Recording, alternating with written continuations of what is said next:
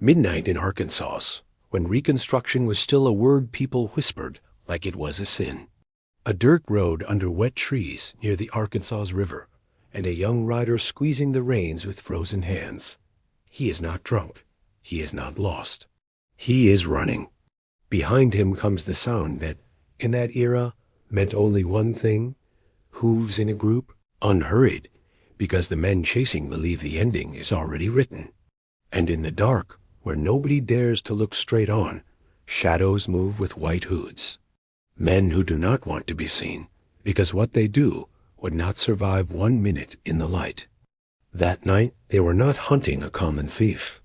They were not looking for a wanted outlaw with a bounty. They were hunting a last name. They were sending a message. And that message had one specific target: the new federal judge in Fort Smith, Isaac Charles Parker. The story told for years on porches, in saloons, and in courthouse hallways says that a band of riders tied to the Ku Klux Klan, or moving in its orbit, decided to hunt down a relative of his, a nephew, a young man living or working in Arkansas. They wanted to do what terrorists always try to do: turn law into fear. Whether every detail was documented or wrapped in frontier rumor, the point is this: in Fort Smith in 1875, attacking a judge's family was not fantasy. It was a tactic. Because western Arkansas and the edge of Indian Territory were a place where justice felt far away and violence felt close enough to touch. And that day, when the threat reached his own blood, Isaac Parker made it clear what kind of judge he would be. That day, the myth of the hanging judge began to form, not as a cute nickname, but as a warning. Before we go on, tell me in the comments, if you were a judge and an armed group hunted your family to intimidate you, would you bend, or would you get harder?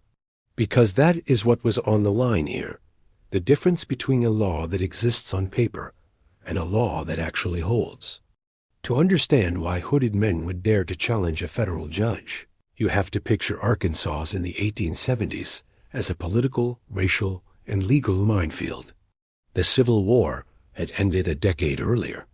Slavery was abolished on paper by the 13th Amendment. Citizenship and equal protection were written into the Constitution by the 14th. Black men's voting rights were protected by the 15th. In Washington, it sounded like the future.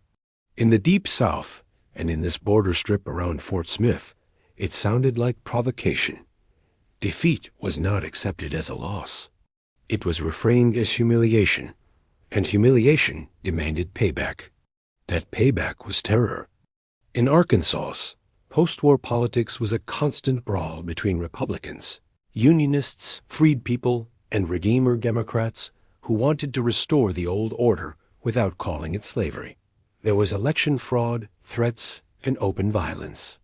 In 1874, the state even erupted into the Brooks-Baxter War, two sides claiming the governorship, armed militias, and chaos that ended with federal intervention. That is the atmosphere Isaac Parker walked into. Not a calm courthouse, but a knot of tensions where anyone with a badge or public office was an enemy to somebody. And then there was the other problem that made Fort Smith uniquely dangerous: the border with Indian Territory, what we now call Oklahoma. For many criminals, that line was a blessing. On the Arkansas side, local sheriffs could be corrupt, weak, or simply terrified. On the Territory side, jurisdiction was complicated: sovereign native nations, their own laws, and large stretches where a fugitive could hide, cross rivers, change names, and vanish. For years, Fort Smith became the gate of federal justice for a vast region. Vast enough that one federal court had to handle cases coming from hundreds of kilometers away, from towns and camps where law was a rumor and carrying a weapon was routine. The result was predictable: murders, robberies, rapes, feuds, lynchings, and night riders who believed they were untouchable. In that environment, the Ku Klux Klan, or groups using the same methods under different names, found room to breathe. Hoods, threats, beatings, arson, warning letters. Terror as politics. Into that steps Isaac C. Parker, born in Ohio, lawyer, politician, congressman from Missouri, appointed United States District Judge for the Western District of Arkansas. He arrived in Fort Smith in May 1875, early 30s, and he did not inherit a respected institution. He inherited a wreck. His predecessor, Judge William Story, had been accused of corruption and incompetence. Cases piled up. Criminals laughed at the system. People believed the federal court was just another piece of the disorder. Fort Smith mixed commerce, soldiers, saloons, gambling, and fear. And yet it was the last wall against men who crossed the border to kill and then hid where they thought no one could reach. Parker arrived with a clear stance. He believed in the rebuilt Constitution, in the amendments abolishing slavery, defining citizenship, and protecting voting rights. To supremacists and terrorist riders, that made him an enemy. And the most dangerous thing was not what Parker believed. It was what he could do. A federal judge does not need to raise a rifle to shift power. He only needs the machine to work. Warrants, federal grand juries, marshals, real convictions. The Klan understood something many people still dodge. Terror is not only violence, it is propaganda. It sends the message that obeying the law costs you your life. That is why they targeted freedmen who voted, teachers, preachers, Republican leaders, and anyone who represented federal authority. A federal judge who took his job seriously was, to them, a fire that had to be put out early. That is where the nephew comes in. The story places a young Parker relative in the region. His name is not the point. What he represented was. He was the judge's blood, and he was reachable. Threatening a judge on the bench was hard.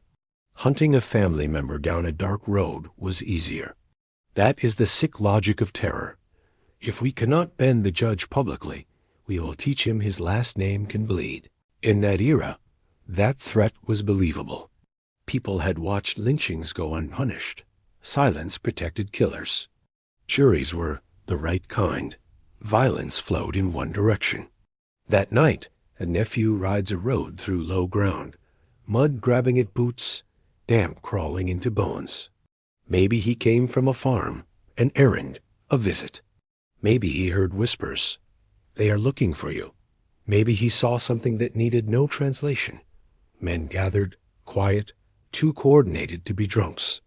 Whatever sparked it, it moved fast. Terror forces decisions in seconds. Then it is real. Hooves behind him, several, not one. Riders who do not shout his name, because they do not want witnesses, but they want him alive long enough to make the message clear. A chase not meant to arrest, but to humiliate, hurt, or kill. Can you imagine what it feels like to hear a group of riders closing in at night, with no streetlights, no emergency number, no patrol cars, no cameras? It is the kind of fear that sticks. And the worst part is that he knows they are not chasing him for what he did. They are chasing him for what another man represents, the last name, the bench, federal law. That is the core of political terror, punishing identity, not acts. Meanwhile, in Fort Smith, the federal court was more than a building. It was a symbol. Parker understood that. When he arrived, he started doing something that sounds basic, but was revolutionary on that frontier. Making the court function. Schedules, hearings, juries, and above all, coordination with the United States Marshals. Because marshals were the judge's arms in a place where the local arm might be bought, exhausted, or terrified. Fort Smith deputy marshals became legendary. Men who traveled long distances to capture killers and thieves in Indian Territory and bring them back for trial. Among them, over time, would be Bass Reeves, one of the most famous lawmen in American history. Black, formerly enslaved, multilingual, a master of the terrain, and feared by criminals because he was almost impossible to fool. That detail matters. In an era of racial violence, the federal system, Parker defended sometimes meant placing authority and a weapon in the hands of men The supremacist order wanted disarmed and submissive. But back to that night. The nephew pushes on, searching for a house, a bridge, any place with light. The riders gain ground. Frontier roads do not forgive mistakes. A ditch, a fallen log, a horse slipping, and it is over. And here is the key. Reconstruction-era violence was not only spontaneous, it was organized. Night riders worked like cells. One watches, one blocks roads, one does the work. Many had war experience. They knew how to move. They knew how to intimidate, and they believed silence would protect them. They believed a sheriff would pretend not to see, that a jury would be their people, that witnesses would freeze. But this time, the target had a direct line to the man they feared, a federal judge who would not ask permission to enforce the law. The nephew reaches help somehow. A friendly house, a post, a store where someone is awake. And the message moves the way news moved then. Mouth to mouth, rider to rider, a telegram if available, a folded note delivered with shaking hands. They are hunting him. They're hooded. They say it's because of the judge. And that last line changes everything. Because one more crime in a violent district is one thing. A direct challenge to federal authority is another. It is saying to the judge, "We run this place." When the news reaches Parker, it is not an anecdote. It is a declaration. This is where the Parker history remembers shows up. Not the cartoon judge who hanged for fun, but a man who understood that in a region ruled by armed bands and racial terror, weak institutions get innocent people killed. Parker knew a truth that still holds. If you let terror succeed once, it becomes normal. If a group can hunt the judge's nephew with no consequence, tomorrow they can hunt any witness, any juror, any freedman who tries to vote, any teacher who opens a school. The rule of law collapses not in one blow, but through 1,000 intimidations nobody punishes. So Parker does what paper judges do not do. He acts. He turns his court into a legal operations center. And here is a detail people forget when they hear hanging judge. Parker was not a sheriff, not a gunman. His weapon was procedure, signed warrants, clear charges. Federal jurisdiction. Law as a hammer, yes, but a hammer with rules. He issues arrest orders, pulls marshals together, listens to names, places, nicknames, cross-checks information. In an era without databases, this was patient work and human networks. Informants, railroad workers, telegraph operators, people who notice strange movement. Because night riders do not appear from nowhere. They eat somewhere, buy ammunition somewhere, change horses somewhere, brag somewhere. And in a frontier where everybody knows something about everybody, perfect secrecy almost never exists. Parker also has another advantage, the symbol. Criminals could laugh at a local sheriff, but they feared federal court, because federal court could span counties, move marshals across huge jurisdiction, and impose sentences that were not negotiated in a bar. And under certain federal statutes of the era, especially for grave crimes in Indian Territory cases, the law mandated harsh penalties, including death for murder and rape. That fed Parker's reputation, not because Parker invented the gallows, but because many statutes left little discretion, and because, unlike others, he did not look away. The response was fast. Fast does not mean unlawful. It means decisive. Marshals ride out. Not in hoods, but with badges. Not to avenge the nephew, but to prove something bigger. Anyone who uses terror to defy federal authority ends up before a jury. And here I want to ask you, do you think fear is defeated with speeches or with consequences? Drop your answer in the comments, because this story is basically a lesson about that. On Arkansas's roads and along paths leading into Indian Territory, arrests begin. Some suspects play innocent. Some hide. Some cross the border believing that line makes them untouchable. But the problem with underestimating federal court is that it has long arms. Deputy marshals were used to crossing rivers, sleeping outdoors, following tracks, questioning people in camps, negotiating passage through hard terrain. They were manhunters, yes, but with one goal: bring suspects alive for trial. That matters. The system Parker was trying to impose was the opposite of lynching. Lynching was punishment without proof, defense, or process, driven by hatred or convenience. Parker wanted the opposite: evidence, testimony, counsel, jury, and then sentence. Hard, if the law required it, but issued by a court. Capturing men tied to night riding and conspiracy was not simple, because many blended into daily life. Not all were visibly outlaws. They could be farmers, shopkeepers, ex-soldiers, family men. That was part of the poison. Terror did not always come from strangers. It came from neighbors. And that is what breaks communities: violence hiding behind familiar faces. The group's power is not only violence, it is complicit silence. In Fort Smith, the rumor spreads that the new judge will not bend faster than any horse. And here is the key: Parker was not only chasing ordinary criminals. He was an obstacle to those who wanted to put freed people and Republicans back in their place through violence. In many parts of the South, terror controlled elections, punished school builders, silenced abuse reports. If Parker made law work, those tools weakened. So even if the nephew was personal, the attack carried a political message. Your office means nothing here.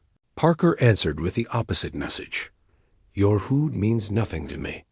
As suspects fall, the moment arrives that defines reputations: the courtroom.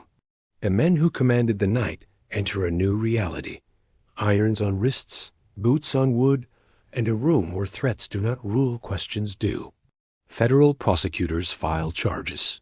Cases are built with witnesses who, for the first time, believe there might be a place where speaking is not a death sentence. And to a terrorist, that is unbearable. Watching people lose fear.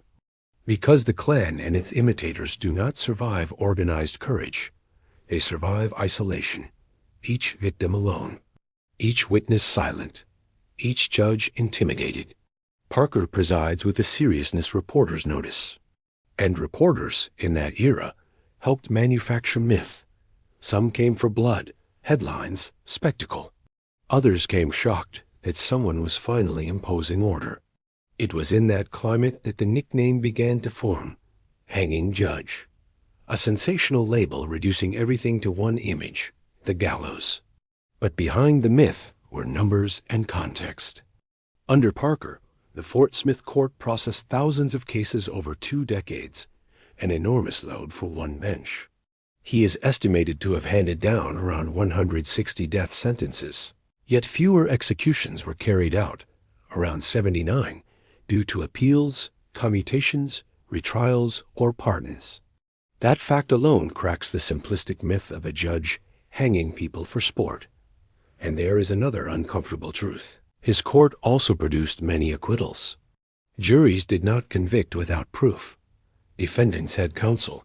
Procedures existed. The system failed at times, of course. But compared with hood and rope justice in a tree, it was a different world. Now here is the turn that makes this more than a frontier tale. If Parker's nephew was hunted by night riders in Arkansas, the real target was not that young man. It was the domino effect. They wanted Parker to begin his term afraid, hesitant, prudent, which in that region often meant useless. What happened was the opposite. Parker turned intimidation into an accelerator. If he was in a hurry to clean up the court before, now it was urgent. If he wanted to prove competence, now he wanted to prove authority. And when a federal judge decides he will use the full weight of his office, the territory shakes, because it stops being about one man and becomes about an institution waking up. Backed by the judge, Marshals intensify operations. They enter Indian territory. They pursue men who cross the border to hide. In the process, Fort Smith becomes something strange on the map, a place where even dangerous men can end up sitting, hearing a verdict. If someone ever told you There was no law on the frontier. This story shows the more accurate truth. There were attempts at law, and there was violent resistance to that law. The frontier was not absence of system. It was a war between systems. The system of due process versus the system of terror. Halfway through, I will say it plainly. Subscribe if you like the video. And while you are at it, tell me in the comments if you had heard of Judge Isaac Parker before today, or if he is completely new to you. Because a lot of people know the nickname, but not the context. And without context, the nickname becomes propaganda. As cases pile up, Parker faces a harsh reality. In his jurisdiction, many serious crimes carried mandatory penalties. It was not that he chose to hang. In several offenses, federal law of the era required capital punishment. What Parker could choose whether to look away, tolerate corruption, delay cases until they cooled, or let intimidation win. That is where he became feared. He did not negotiate with terror. He did not care if the accused had armed friends. He did not care about rumors. He did not care if local papers called him a tyrant. He was trying to impose a radical idea for that region. Murder and rape have consequences, even when a criminal thinks the frontier will protect him. Some Fort Smith accounts describe the courtroom atmosphere as solemn and tense. The federal building. The judge on the bench. Defendants escorted in. Families silent. Lawyers arguing. Outside, the town listening. Because every major case was a message. Either the Hood rules or the federal seal rules. And that message mattered especially to those who used political violence. A strong court does not only catch thieves. It shrinks the space where terror groups operate with impunity. Then comes the symbolic moment that hardens the reputation. In September 1875, only months after Parker arrived, multiple executions took place in Fort Smith, a day that newspapers covered heavily and that cemented the nickname. 6 men were executed in a single day. For some, that image became proof that Parker was the gallows judge. For others, it was proof consequences finally existed. And now think like a historian for a second. What is more terrifying, a court that executes after legal process, or hooded men who hang someone without trial? The question seems obvious. But many in that era preferred the second, because it preserved a social order built on fear and supremacy. The first option is dangerous to supremacists because it treats people as citizens with rights, even when accused. And that, to them, was unacceptable if the citizen was a freedman, a Republican, or anyone who challenged their power. At the center of this story, the nephew returns as symbol, because the attack was not only personal, it was a rehearsal for a bigger play, intimidating the federal apparatus. If Parker had backed down, the message would have been devastating for witnesses and victims. Even the judge cannot protect his own. But by responding with legal force, Parker flipped it. Fear boomeranged back onto the attackers. The hunters became the hunted. And in the language of terror, that is defeat. In court, details matter. Testimony about threats, ambushes, night meetings. Names finally spoken out loud. People shaking, pointing and saying, "He was there."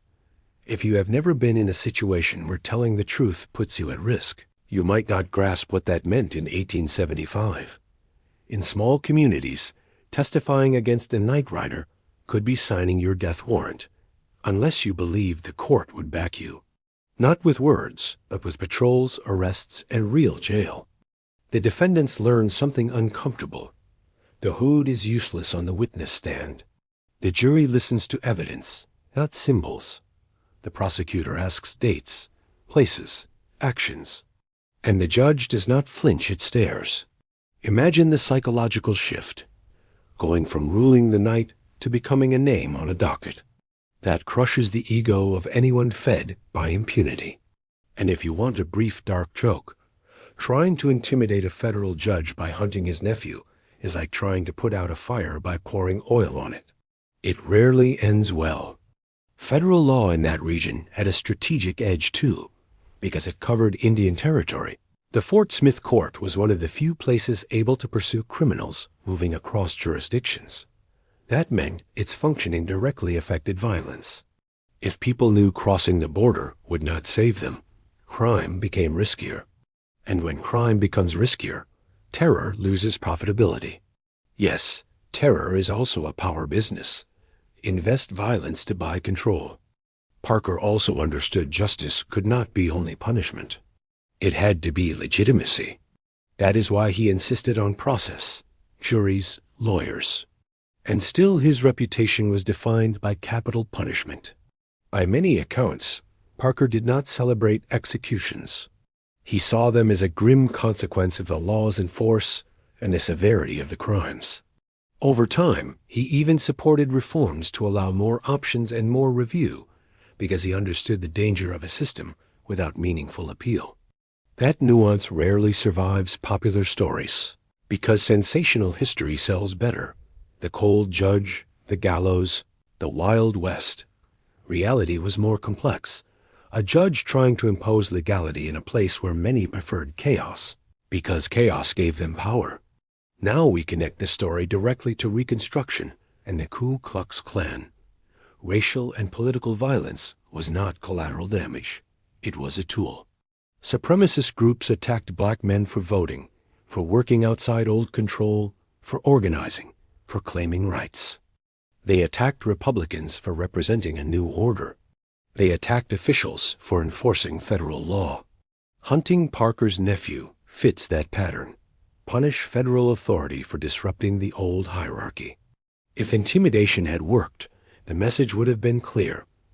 Reconstruction ends here, in the dark. But Parker's response helped create the opposite message.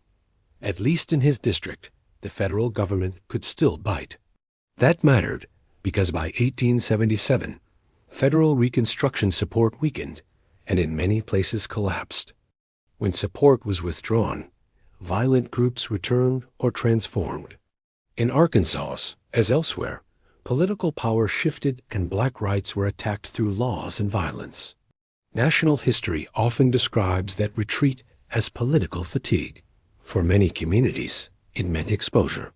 In that context, a firm federal court in Fort Smith could not fix everything. But it was a piece of institutional resistance.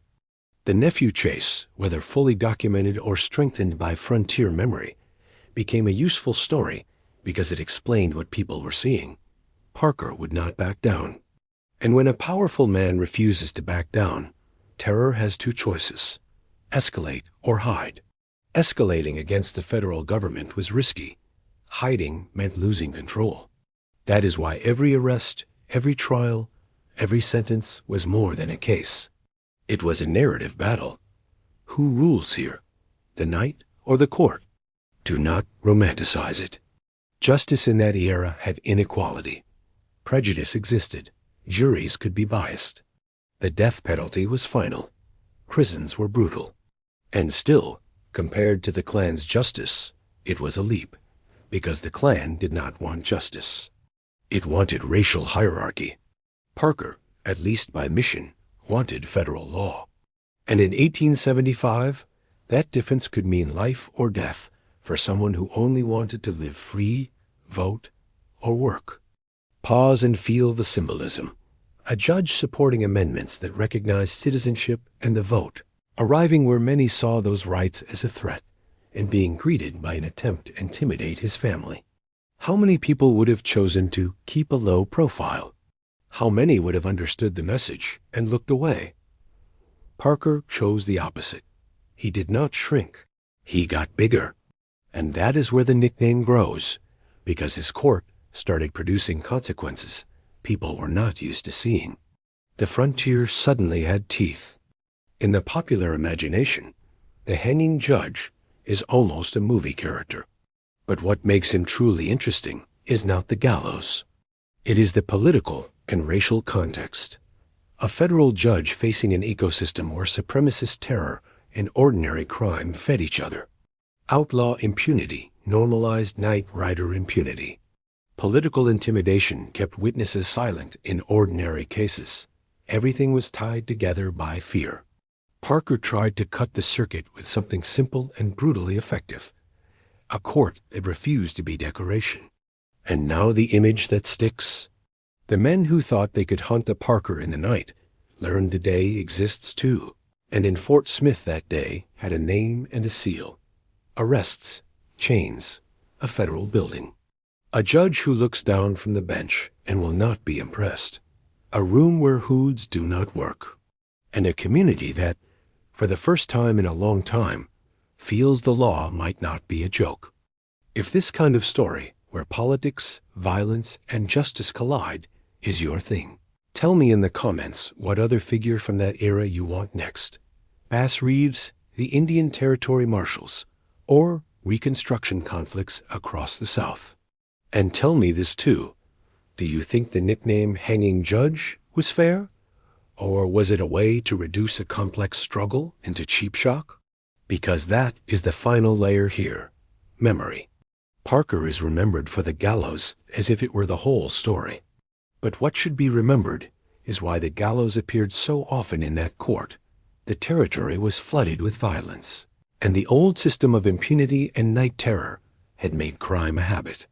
Parker's fame is uncomfortable because it forces the question, what was happening that made a judge a symbol of severity? And it forces you to look at the other side, the men who believed they could govern in hoods. Those riders bet fear would win, and in Fort Smith, at a crucial moment, fear lost to procedure. That is the final irony. They tried to manufacture an intimidated judge and helped manufacture a legendary one. They tried to silence the court and turned it into the place violent men feared most. They tried to say, the night rules here, and got an answer that did not need to shout. The docket rules here. The Nephew chase, whether as documented event or frontier legend mixed with truth, marks the break, the day political violence knocked on the judge's family door. And the judge decided the door that would open was the courthouse door, not the door to negotiating with terror. If this video left you thinking, share it with someone who still believes the Ku Klux Klan was just a few crazies with no real impact, or with someone who thinks law enforces itself. It does not. In places like Fort Smith, law held because someone was willing to hold it when it was dangerous. Whatever you think of the nickname, that is part of how a frontier was tamed, not with pretty stories, but with institutions that refused to be set dressing. Subscribe if you liked the video.